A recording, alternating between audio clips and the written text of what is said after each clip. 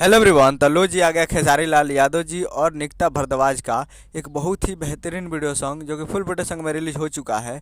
और इस गाने को लिखे हैं विशाल भारती जी और इसमें म्यूजिक दिए हैं आर्या शर्मा जी। और इस गाने को गाए हैं खेसारी लाल यादव जी और शिल्पी राज जी।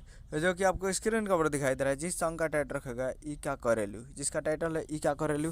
और ये फुल वीडियो सॉन्ग में रिलीज हो चुका है। और वीडियो में खेसारी लाल यादव जी और निकिता भारद्वाज जी फिट में है, निकिता भारद्वाज जी। और ये एक बहुत ही बेहतरीन सॉन्ग है और बहुत ही ज़बरदस्त है और बहुत ही तहलका मचा रहा है। अभी 1 घंटे में 1 लाख के प्लस हो चुका व्यूज। जी हाँ, 1 घंटे में 1 लाख प्लस व्यूज हो चुका है। और ये गाना जल्द ही ट्रेंडिंग में आने वाला है। तो आप लोग अभी तक इस गाने को नहीं सुने तो जाइए और जाकर, बहुत ही बेहतरीन गाना है तो जाकर आप देख सकते हैं।